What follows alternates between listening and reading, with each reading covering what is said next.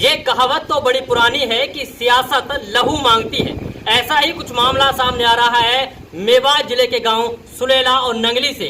यहां पर वोटिंग को लेकर हुई मार पिटाई के बाद अब पीड़ित परिवार इंसाफ के लिए दर दर की ठोकरें खा रहा है। पुलिस प्रशासन से इंसाफ की गुहार लगा रहा है और ताज्जुब की बात यह है कि पुलिस प्रशासन आरोपियों की गिरफ्तारी कर लेती है और उसके बाद उन्हें वहां से भगा देती है।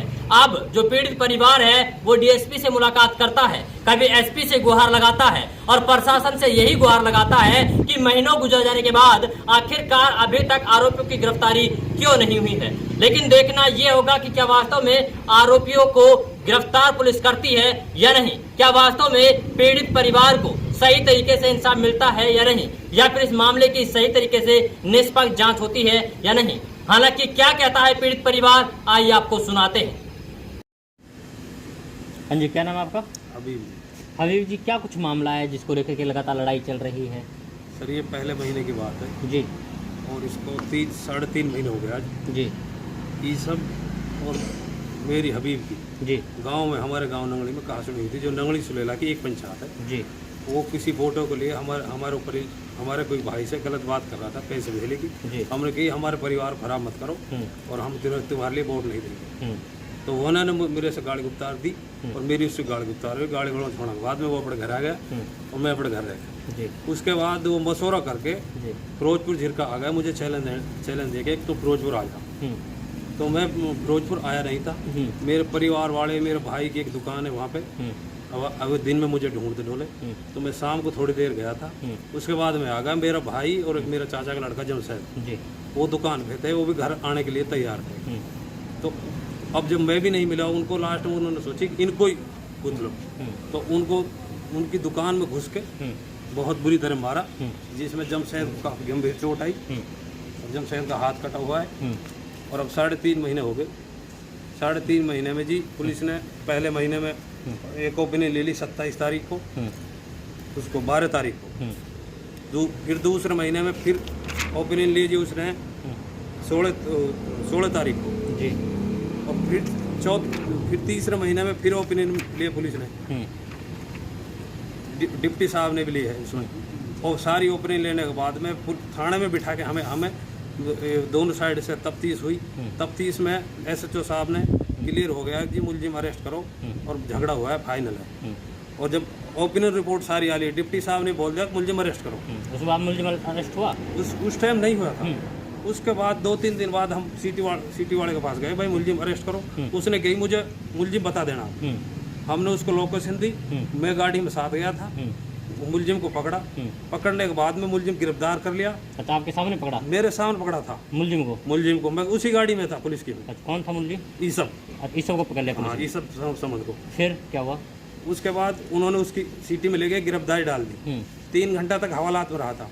उसके बाद रात में फिर वो 1 घंटा कंप्यूटर रूम में बिठाया था, उसके पैर में बेल्ट डाल दी थी। नहीं, हमने कही जी मुलजिम को छोड़ेगो तुम तो?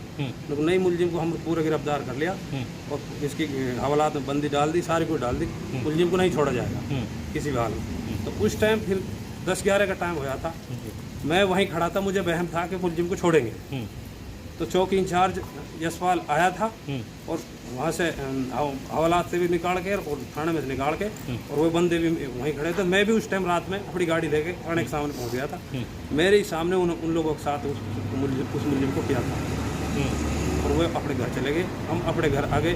अब पुलिस बार बार हमें से तफ्तीश भी कर ली, सारा कुछ हैगा, बार बार हमें ही टॉर्चर कर रही है, या तो थाने में आओ, नहीं तुम उठा लेंगे, नूक कर देंगे, ये कर देंगे। ये हम काफ़ी परेशान हैं। 3.5 महीने हो गए, सारी ओपिनियन आ ली। मतलब पुलिस ने अरेस्टिंग कर ली, अरेस्टिंग करने के बाद मुलजिम को रिहा कर भगा दिया उसकी जो हमारा जो इस मुकदमे का आईओ था जगत, उससे हमने बात करी कि भाई मुलजिम को छोड़, हमें पता लग रहा है मुलजिम को छोड़। लोग नहीं, मैंने गिरफ्तारी डाल दी, डाल डूल के मैं तो फारिग हूँ और मैं अपने घर चला गया। मुलजिम को नहीं छोड़ा जाएगा। वो जो मेरे पास ऑडियो रिकॉर्डिंग है उसकी, जो मैंने उससे बात करी थी, उसकी मेरे पास उसकी ऑडियो रिकॉर्डिंग। चलिए, मेरा नाम जमशेद है। हाँ जी, जमशेद जी, क्या कुछ हुआ था जब आपके साथ मार पिटाई की और कैसे आपका हाथ टूटा? सर मैं जमशेद आज़ाद की दुकान पर बैठा था जी, शाम के टाइम थी सर। और आज़ाद बोला मैं भी चल रहा हूँ घर, मेरे साथ में चल देना। उधर सुलेला के आदमी आए थे, ये सब लेकर आया था। 5 आदमी को जानता हूँ मैं, वो तो पता नहीं 10-15 लोग आए थे। वो तुरंत आके हमला कर दिया, आज़ाद को गुथ गए और मेरे हाथ में सलीम ने चांटिया मारा था, लियाकत का लड़का सलीम ने, और ये सब ने मेरे डंडा मारा था। हासिम ने मेरे सरिया था, उसके हाथ में सरिया चलाया था, फिर मैं गिर गया नीचे। फिर मैं आज़ाद को गुथ के कैंची को लेके आज़ाद जी को कटिंग करता है, वो लेके फिर भाग गए तुरंत। आप लोग वहाँ से भाग गए? नहीं, हम नहीं, वो भाग गए सर। अच्छा, मार कर आपको भाग गए वो लोग वहाँ भाग से? गए सर। आरोपी पक्ष तो कहते हैं कि भैया कि हाथ पहले टूटा हुआ है आपका, नहीं सर, क्रिकेट खेल रहे थे। नहीं सर, 10 तारीख को शाम की बात थी सर। हबीब के और ये सब के बीच में कुछ कहा सुनी हुई थी गाँव में, और हबीब तो मिला नहीं उनको फिरोजपुर में। उसने शाम की टाइम हो गई, उसने बोला अब वो तो है नहीं, इसको ही गुथ लें, इनको दोनों को अकेले हैं यहाँ पे। फिर हमारे को एकदम हमला कर दिया आके आज़ाद की दुकान पे आके, और हमारे गंभीर चोट आई सर।